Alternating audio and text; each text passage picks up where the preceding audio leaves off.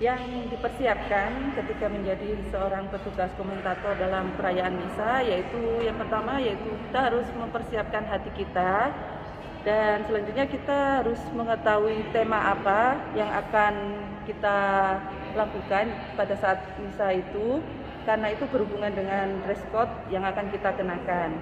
Untuk selanjutnya, untuk lebih memudahkan kita dalam hal menyampaikan komentar, sebaiknya teks atau kata-kata yang akan kita sampaikan itu ditulis atau dicatat dalam sebuah kertas. Dan yang paling penting, kita harus berlatih terlebih dahulu dengan apa yang akan kita sampaikan, supaya intonasi atau nada-nada yang akan kita berikan atau jelaskan itu bisa tersampaikan.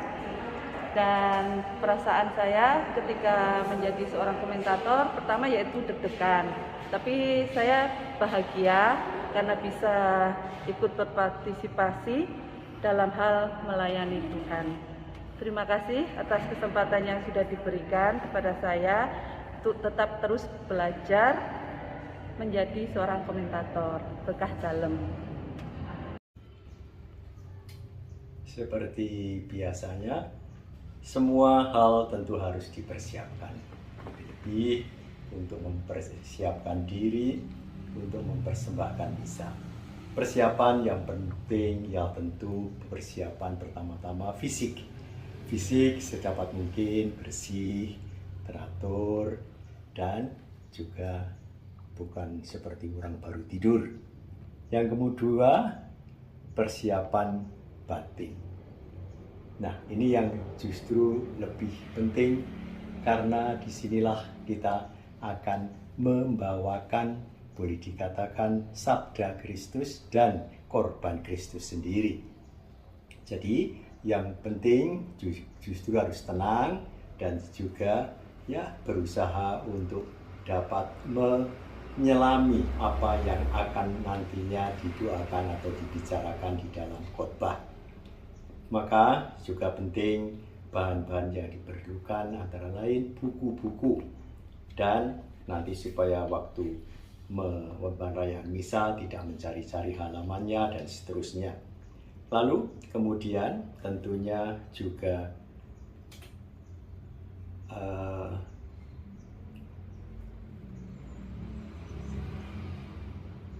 pendapat atau bukan pendapat tetapi keinsyafan bahwa mau mengadakan korban Kristus, karenanya ya sedapat mungkin dirinya melakukan apa yang dikerjakan Kristus pada waktu mempersembahkan misa itu. Juga harapan tentunya apa yang dikhotbahkan itu dapat dikenal atau dimengerti, diterima oleh umat yang mendengarkan. Dan di dalam perayaan Ekaristi tentu juga harus berusaha supaya cukup hormat dan dengan suara yang jelas, supaya dapat ditangkap apa yang didoakan, apa yang dibicarakan. Lalu kemudian berharap tentunya orang-orang yang setelah misa mendapatkan sebuah bekal, mendapatkan kekuatan untuk menjalani hidupnya. Dan tentunya imam sendiri merasa juga puas dengan apa yang telah dilaksanakan di dalam perayaan Ekaristi itu.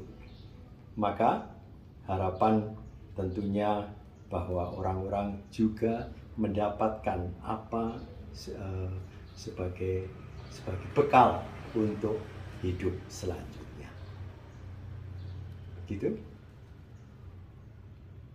Setelah perayaan Ekaristi tentu juga merasa senang, merasa ringan, karena baru memberikan atau menyampaikan sabda Kristus dan merayakan Ekaristi Kudus, menerima komunion kudus. Tentu di situ imam sungguh-sungguh merasa suatu kepuasan. Karenanya imam tentunya sangat diharapkan juga sebagai hasil dari persiapan sebelum misa itu dirasakan juga sesudah misa. Ketenangan batin dan seterusnya. Saya sebagai asisten imam yang ada di paroki Kepanjen ini, saya sungguh merasa senang sebagai asisten imam. Dan ketika saya ditugasi pun saya harus berusaha untuk datang lebih awal. Sebab kalau kita sebagai petugas datang terlambat, kita akan mempengaruhi dalam tugas kita. Sehingga hati kita pun tidak bisa tenang, tidak bisa melayani dengan baik. Oleh karena itu sebagai asisten imam, harus selalu berusaha dengan sebaik-baiknya untuk datang lebih awal. Dan juga harus menyiapkan diri dengan sungguh-sungguh, terutama hati kita. Karena kita akan melayani umat, supaya kita sungguh-sungguh bisa melayani dengan baik. Sebab dengan demikian, sungguh kita pun merasa bangga, merasa senang sebagai asisten imam, dapat melayani umat. Ini merupakan suatu kesempatan yang baik. Oleh karena itu, sebagai asisten imam, harus selalu berusaha untuk yang baik untuk melayani umat, dengan sikap yang ramah dan juga rendah hati. Sebab dengan demikian, tentu umat pun akan merasa bahagia, merasa senang untuk kita layani. Oleh karena itu sebagai asisten imam, hendaklah kita selalu menunjukkan sikap yang baik terhadap siapapun, dimanapun kita berada. Dan juga sewaktu-waktu kita ditugasi, entah kapan secara mendadak atau tidak, hendaklah kita pun selalu siap-siap. Sebagai asisten imam, baik di paroki maupun di lingkungan atau di stasi, kita harus selalu siap seandainya nanti sewaktu-waktu kita ditunjuk dengan tiba-tiba. Tidak boleh asisten mengatakan, saya tidak ada waktu, tidak ada kesempatan, tidak ada persiapan. Tapi kita sebagai asisten yang baik, hendaklah kita selalu siap. Dan juga ketika ada doa-doa apapun di lingkungan, di wilayah atau stasi, kita harus selalu siap. Dan juga jika di paroki pun kita dibutuhkan suatu waktu, hendaklah kita menerima dan melaksanakan tugas itu dengan baik dan juga dengan sikap rendah hati. Oleh karena itu sebagai asisten imam yang baik, harus selalu menyiapkan diri dengan baik, berusaha dengan sungguh-sungguh agar nanti dapat memberikan yang terbaik untuk Tuhan. Saya kira itu yang dapat kami rasakan, kami alami sebagai asisten imam, dan saya sungguh-sungguh merasa bangga diberi tugas seperti ini untuk ambil bagian di dalam pelayanan kepada umat, terlebih kepada Tuhan sendiri. Sekian, terima kasih. Kami adalah koster di Paroki Maria Tabernaura Kepanjen. Hal-hal yang kami persiapkan pada perayaan Ekaristi adalah sebagai berikut. Hal-hal yang kita persiapkan untuk perayaan Ekaristi adalah peralatan misa kita susun di atas altar, begitu juga dengan kasula untuk romo. Dan pada mulai misa kita koster berdiri di depan di dalam sakristi untuk siap-siap melayani romo ketika romo ada keperluan. Dan begitu pun dengan selesai misa kita siap-siap kembali peralatan misa dan membersihkan gereja lalu menguncinya kembali. Kami senang menjadi koster karena melayani Tuhan dan umat. Terima kasih, berkat dalam. Perkenalkan, kami Mistina dari Paroki Maria Tak Bernoda Kepanjen. Hal yang kami persiapkan sebelum melayani perayaan Ekaristi yang pertama adalah menyiapkan hati, batin, dan pikiran kita agar bisa melayani Romo dengan baik. Selanjutnya, kami akan berlatih tata cara pelayanan Mistina. Yang terakhir, kami sebagai petugas Mistina akan hadir 30 menit sebelum perayaan Ekaristi dimulai. Perasaan kami senang bisa melayani Tuhan, Romo, dan umat gereja. Terima kasih, berkat dalam.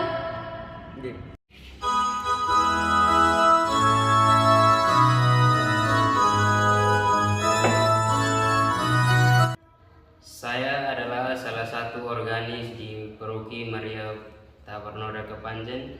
Hal-hal yang saya lakukan sebelum mengiringi sebuah perayaan Ekaristi yaitu melihat kembali teks-teks lagu yang telah ditentukan untuk perayaan Ekaristi, dan salah satu hal yang harus dilakukan yaitu berlatih kor bersama agar tidak terjadi kesalahan atau hal-hal yang tidak diinginkan saat perayaan Ekaristi berlangsung. Saya senang menjadi organis di paroki karena bisa membantu mengiringi kor dalam sebuah misa. Terima kasih, berkat dalam. Saya ditunjuk sebagai dirigen. Yang pertama, pastikan hati saya harus terima dengan penuh rasa syukur dan terima kasih. Karena sebagai dirigen, saya harus merasa bahwa itu tugas pelayanan yang harus saya lakukan. karena merasa itu penuh syukur, terima kasih, merasa itu pelayanan kepada Tuhan, maka saya harus mempersiapkan diri sebaik mungkin jauh sebelumnya. Bisa-bisa kalau misa harian itu 1 bulan sebelumnya. Saya harus mempersiapkan diri dengan persiapan lagu. Kalau lagu kita pakai lagu yang dari puji syukur, kita memakai saran-saran dari puji syukur yang dikeluarkan oleh liturgi KBI. Pastikan bahwa lagu yang kita pilih harus sesuai dengan tema bacaan hari itu. Ya, kalau sudah memilih lagu, saya harus membuat jadwal untuk latihan. Setelah buat jadwal latihan, saya pastikan koordinasi dengan yang main organis. Ya, saya harus mengundang teman-teman anggota KOR. Itu saja untuk persiapannya. Terima kasih, Romo. Perasaan saya sebagai dirigen, saya senang, saya bahagia, sehingga saya melakukan dengan penuh sukacita. Hal-hal yang harus saya persiapkan untuk menjadi pemazmur, ya, yang pertama saya harus mempersiapkan hati saya untuk mempersiapkan mazmur dengan baik, dan kedua saya harus mencari tahu dulu apa mazmur yang harus saya bawakan nanti. Setelah itu saya harus belajar terus-menerus supaya nanti di hari H saya bisa membawakannya dengan baik. Dan yang ketiga, saya harus belajar bersama dengan organis supaya nanti waktu menyanyikan bisa pas dan tidak ada nada yang salah. Untuk perasaan saya untuk menjadi pemazmur itu sangat senang sekali karena saya dipercaya untuk membawakan mazmur ini. Mungkin seperti itu. Terima kasih, berkah dalam. Halo, perkenalkan, saya salah satu petugas lektor di Paroki Maria Tak Bernoda, Kepanjen. Hal-hal yang akan saya persiapkan sebelum saya membacakan Sabda Tuhan, yaitu yang pertama, saya akan menyiapkan bacaan yang akan saya bacakan. Lalu, saya akan berlatih bagaimana cara membacakan Sabda Tuhan dengan cara yang baik dan benar. Dan yang terakhir, saya akan menyiapkan hati dan pikiran saya agar pada saat saya membacakan Sabda Tuhan, hati dan pikiran saya menjadi tenang. Lalu setelah saya membacakan Sabda Tuhan, hal yang saya rasakan, saya merasa bangga dan saya merasa senang karena bisa menjadi salah satu petugas lektor dan membawakan Sabda Tuhan. Terima kasih, berkah dalam. Halo, perkenalkan saya petugas doa umat dari Paroki Maria Tak Bernoda, Kepanjen. Hal yang saya persiapkan sebelum bertugas adalah yang pertama, saya mencari doa-doa yang akan dibacakan pada minggu itu. Selanjutnya, saya akan melatih untuk membaca doa-doa tersebut. Dan yang terakhir, saya maju dengan tenang dan membacakannya dengan lantang. Hal yang saya rasakan yaitu saya merasa senang karena bisa membacakan doa-doa tersebut. Terima kasih, berkah dalam. Perkenalkan, saya petugas pembawa persembahan. Sebelum persembahan dibawakan ke depan altar, terlebih dahulu saya menyiapkan persembahan di depan pintu gereja. Begitu doa umat mulai, saya ke belakang untuk mengambil persembahan dan membawanya ke depan dengan langkah yang sopan. Sampai di depan altar, saya harus menghormat. Habis itu saya menetapkan persembahan di meja yang telah disediakan. Mengenai perasaan saya membawa persembahan, saya merasa bersyukur karena bisa mempersembahkan hasil karya-karya kami umat Kepanjen untuk dipersembahkan kepada Tuhan. Demikian berkah dalam. Ketika kita ditunjuk untuk menjadi seorang dekorasi gereja, yang perlu kita siapkan yang pertama adalah hati. Hati di mana kita mau melayani Tuhan dan di mana ketika altar yang kita dekorasi itu kita menunjukkan bahwa cinta kita kepada Tuhan. Jadi yang perlu dipersiapkan selain untuk bunga, kain-kain, ataupun yang lainnya, kita persiapkan dari hati bahwa aku ini akan melayani Tuhan.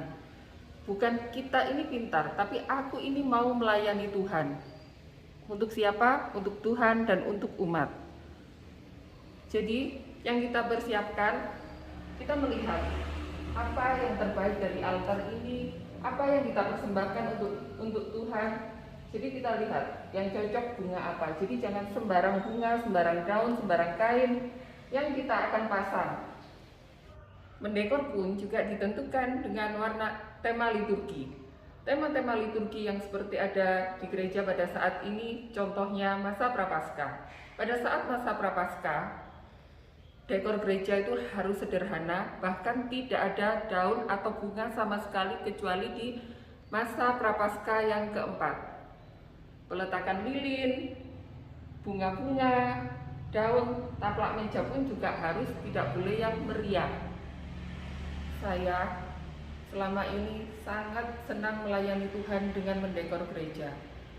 Karena pada saat kita datang ke gereja, ketika kita membuat tanda salib pertama masuk gereja, yang dilihat pasti salib lalu dekorasi gereja. Kalau dari awal dekorasi gerejanya sudah tidak menarik, pasti juga akan mengganggu pandangan kita, mengganggu fokus kita. Dekor pun kalau terlalu meriah dan terlalu heboh juga akan mengganggu pandangan kita. Tujuan kita ke gereja memang untuk berdoa, untuk bersekutu dengan Tuhan. Tapi dekor bukanlah segala-galanya. Kalaupun dekor yang sudah kita rancangkan menarik buat Tuhan, menarik buat umat yang melihat, pasti itu akan ada kesatuan hati untuk berdoa, untuk Tuhan dan untuk semua yang ada di gereja.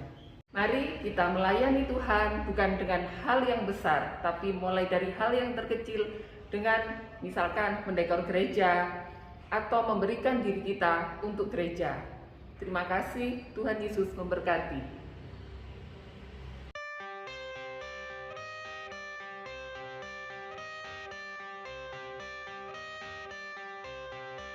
I got the cash in the bag, stadium packed, born a rock star in this life gone.